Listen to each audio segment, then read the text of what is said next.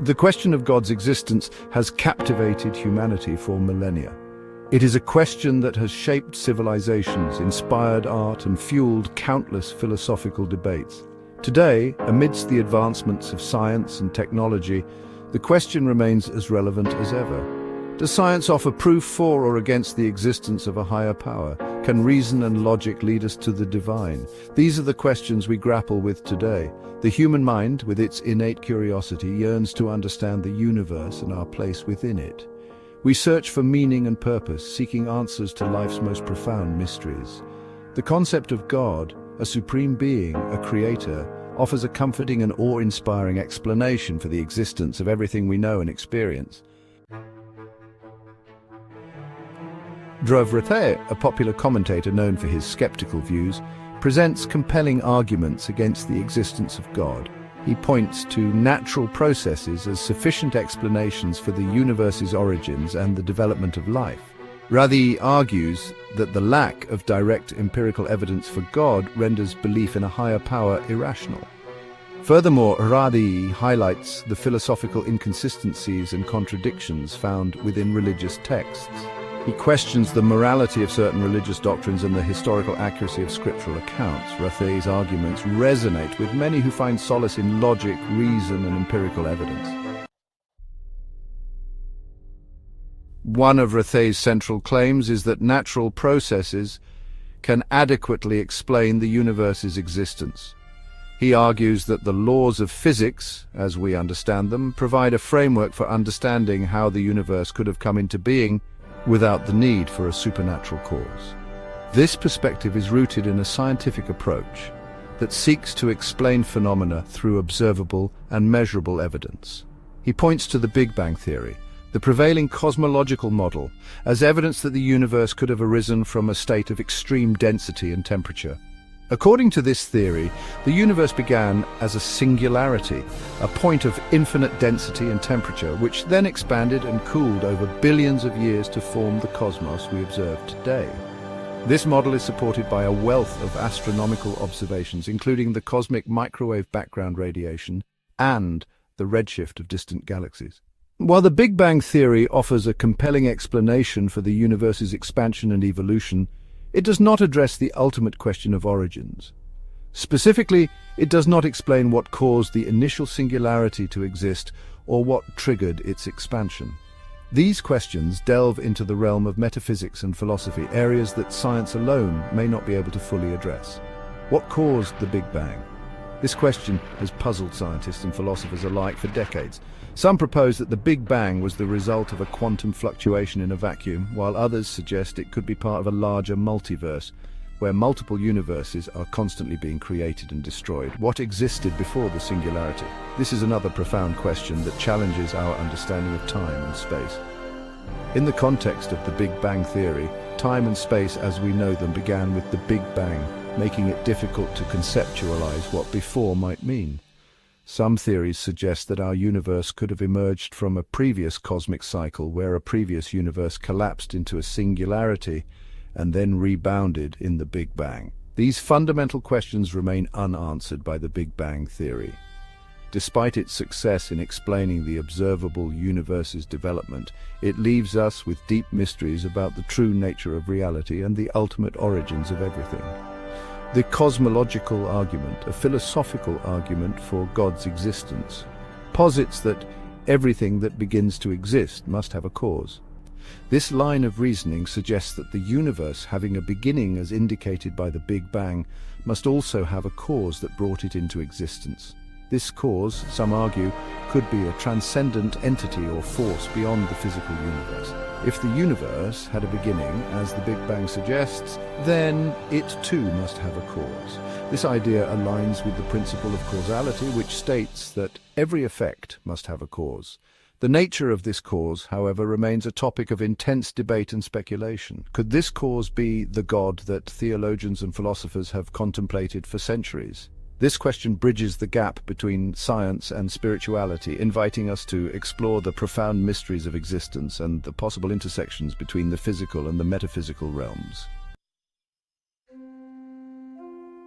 Beyond the question of origins lies the equally perplexing issue of the universe's fine-tuning. The laws of physics, the fundamental constants that govern the universe, appear to be incredibly fine-tuned for the existence of life. These constants include the strength of gravity, the charge of the electron, and the cosmological constant, among others. Even the slightest variation in these constants would have resulted in a universe incapable of supporting stars, planets, or life as we know it. For instance, if the force of gravity were just a tiny bit stronger or weaker, stars like our Sun might never have formed, and without stars there would be no planets orbiting them. This fine-tuning has led some scientists and philosophers to invoke the anthropic principle, the idea that the universe is fine-tuned for life because we are here to observe it.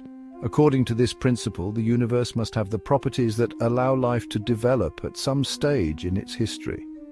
However, the anthropic principle does not explain why the universe is fine-tuned in the first place. It merely states that we should not be surprised to find the universe's conditions to be just right for life, given that we are here to observe them.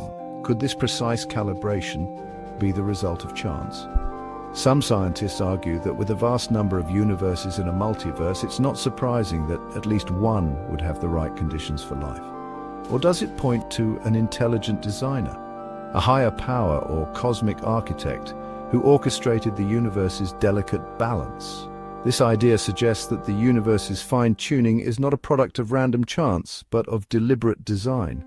As we continue to explore the cosmos and unravel its mysteries, the question of the universe's fine-tuning remains one of the most profound and intriguing puzzles in science and philosophy. Section 5. Morality and Consciousness Beyond Evolution.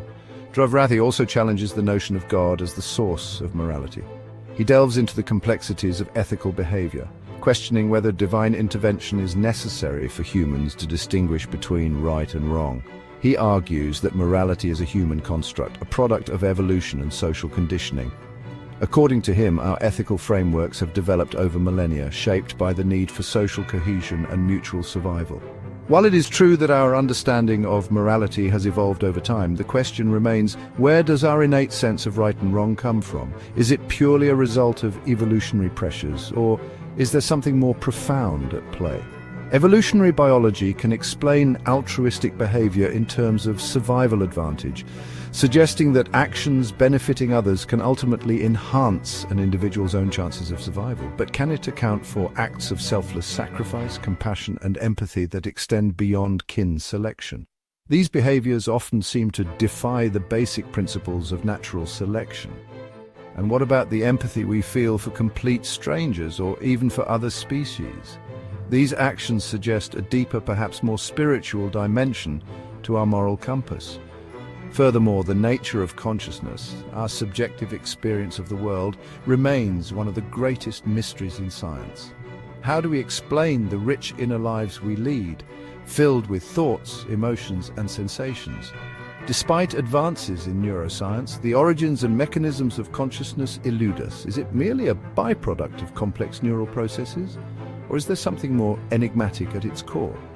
Could consciousness, with its capacity for love, beauty, and transcendence, be evidence of a divine spark within us? These experiences often feel like they touch on something beyond the material world. As we ponder these questions, we are left to wonder whether our moral and conscious experiences are simply evolutionary adaptations, or if they hint at a greater, perhaps divine purpose. Section 6. Addressing the God of the Gaps objection. Critics of theistic arguments often accuse believers of invoking the God of the Gaps fallacy. This fallacy occurs when someone attributes unexplained phenomena to God, simply because science has not yet provided a satisfactory explanation. However, the arguments for God's existence, such as the cosmological argument and the fine-tuning argument, do not rely on gaps in scientific knowledge. These arguments are based on positive evidence, on the observed features of the universe that point towards an intelligence beyond our comprehension. They are not attempts to fill in the blanks with God, but rather invitations to consider the possibility of a reality that transcends the material world. Section 7. Interpreting religious texts beyond the literal. Dhruv Rathe raises valid concerns about the inconsistencies and contradictions found within religious texts. He questions the literal interpretation of scripture and the historical accuracy of certain accounts. It is important to note that religious texts are often interpreted metaphorically and allegorically, their meaning layered and nuanced. The Bible, for example, is not a science textbook or a history book in the modern sense. It is a collection of stories, poems, prophecies, and teachings that convey profound truths about the human condition, our relationship with the divine, and the nature of reality. To dismiss religious texts entirely based on literal interpretations is to miss the richness and depth of their wisdom. Section 8. The limitations of science and the leap of faith. Science, for all its advancements, has its limitations. It excels in explaining the how of the universe, the mechanisms by which things work. However, it struggles to answer the why questions, the questions of ultimate meaning and purpose. Can science prove or disprove the existence of God? The answer, perhaps, is neither.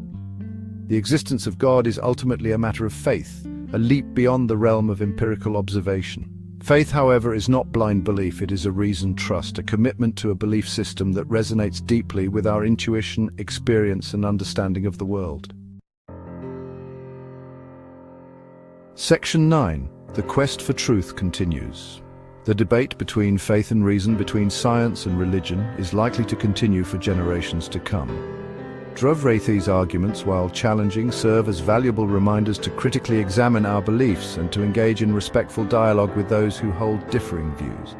The quest for truth is an ongoing journey, and it is through open-mindedness, intellectual honesty, and a willingness to grapple with life's big questions that we may come closer to understanding the nature of reality and our place within it. God exists.